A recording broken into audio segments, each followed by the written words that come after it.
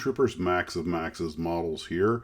And to get started for this episode this morning, I want to let you know that despite what I said yesterday, Max's Movies will not be a separate channel. When I feel like doing a movie review, I'll just do it here. Everyone unanimously agreed that just didn't make any sense to try and start another channel, especially with the demands of this one. So when I feel the itch to do a movie, I will just do it here.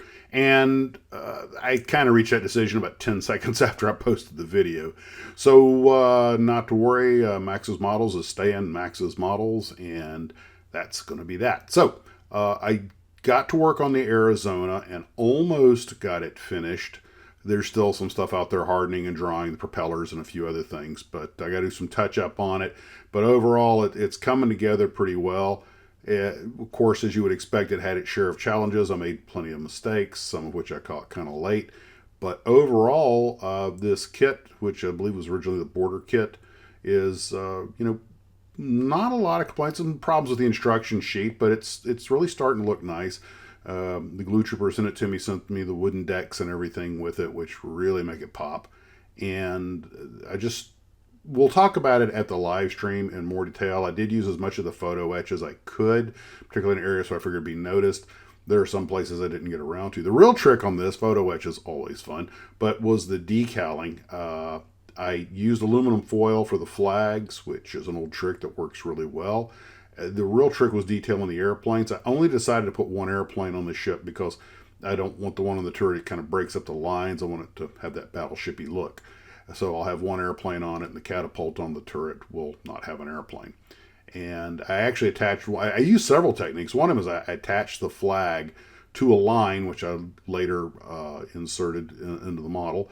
And then I tried putting both flags on the same side of the foil and folding it, putting a strip inside a flag, just a little so it could hold shape, and then wrapping the flag around the foil. And all of them worked pretty well. I don't actually have a preference.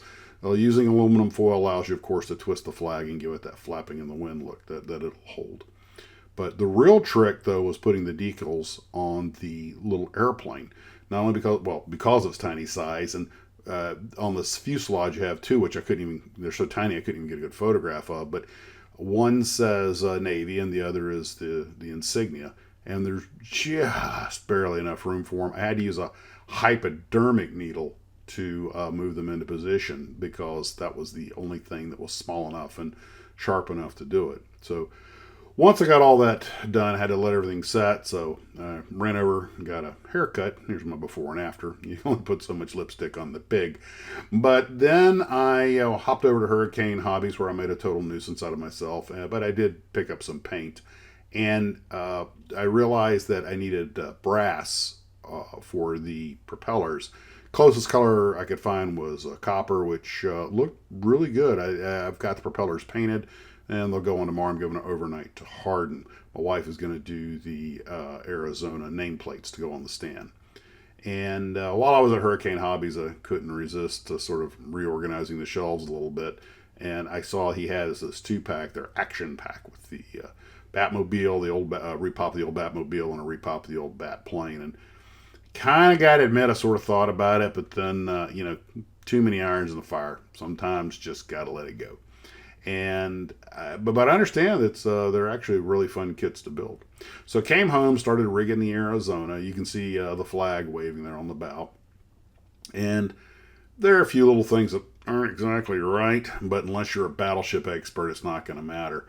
But I was just really, the rigging process wasn't too bad, but it's still, even though everything's exposed where you can see it, you're going to need tweezers. And one of the interesting things is I have this wonderful reference book on it that was sent with the ship. And I found out I had initially mounted the catapult on the turret backwards because I'm using the photo etch one. Nope, fix that. But one thing I did find out was that there are all kinds of different rigging options available because those big mast areas for their antenna areas, they move and they change them depending on what radio they're using, sea conditions, all kinds of stuff. So there's dozens of different rigging opportunities, or what do you want to say, rigging profiles you can use depending, you can go with more complex ones or simpler ones. Every photo, the thing's got different antennas up and stuff just depending on what they're doing and when the photo was taken. And you start to appreciate just how complex all that stuff got. But we'll talk about that at the live stream tomorrow night, 7 p.m. East Coast time, 2300 Zulu, and I believe that's 4 p.m. Pacific Standard Time. Guys, you take care of yourselves. I hope to see you tomorrow at the live stream. And as always, model on.